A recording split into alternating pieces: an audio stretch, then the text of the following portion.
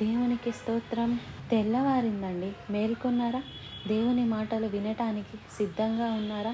ఆదివారం అయిపోయింది కదండి, ఇంకేంటి సోమవారం కూడా అంటారా?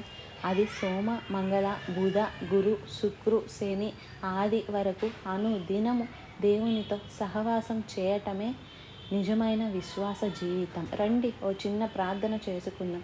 ప్రభువా, నీకు వందనములయ్యా. ప్రతి దినము నీవు మాకు కావాలి. ప్రతి క్షణము నీతో గడపాలి. నీ కృపలేనిదే మేము ఈ లోకంలో జీవించలేమయ్యా.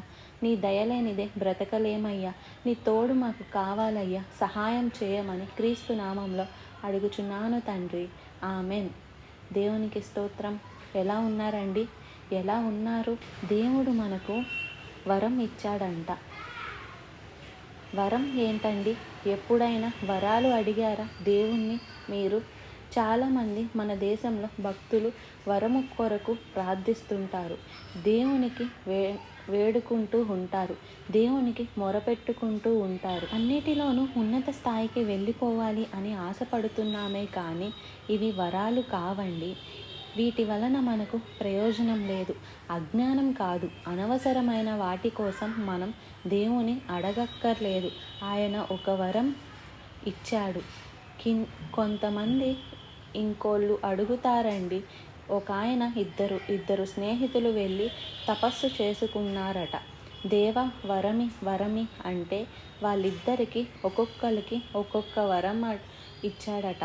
ఒకడు, నాకు ఏది అతనికి ఇస్తావో దానికి రెండంతలు నాకు ఇమ్మని పక్కోడి చూపించి దేవుణ్ణి అడిగాడట. ఇచ్చాను పో అన్నాడు. రెండో వాడి దగ్గరికి వెళ్ళి, నీకు ఏం కావాలంటే అతను ఏం అడిగాడు అని అడిగాడట. నీకు ఏది ఇస్తే అతడు అది రెండింతలు ఇమ్మని వాడు అడిగాడు అని చెప్పాడు. అంతే.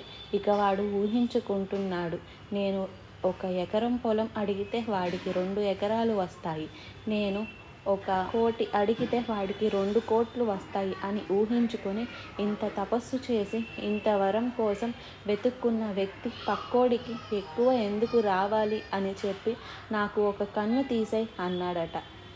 వీడికి 1 కన్ను పోయింది, వాడికి 2 కన్నులు పోయాయి. మనం దేవుణ్ణి అడిగేవి ఇలాంటి విషయాలే ఉంటాయి. దేవుడు ఇచ్చింది తీసుకుంటే మనం ధన్యులం అవుతామండి.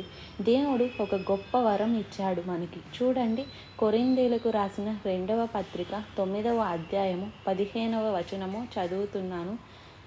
చెప్పము కానీ ఆయన వరమును గురించి దేవునికి స్తోత్రము. Unspeakable gift. చెప్పయము కానీ చెప్పలేనంత గొప్ప వరాన్ని మనకి ఇచ్చాడు.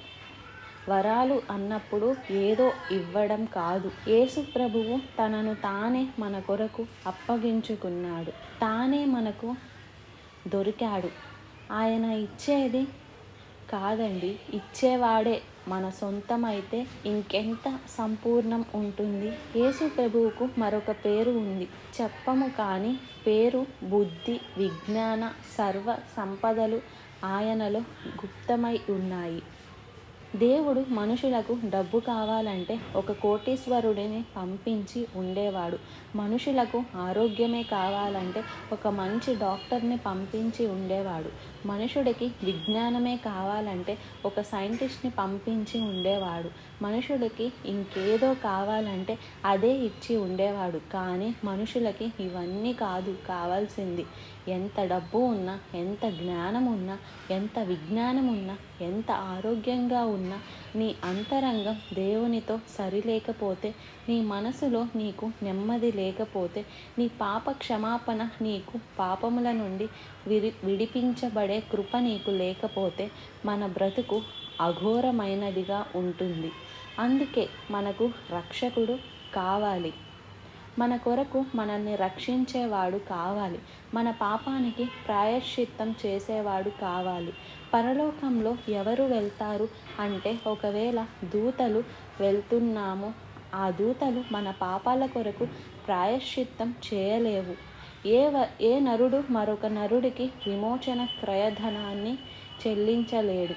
కాబట్టి ప్రభువు తానే మన కొరకు ఈ లోకంలోనికి రావటం తండ్రి కుమారుని ఈ లోకంలోనికి పంపడం జరిగింది.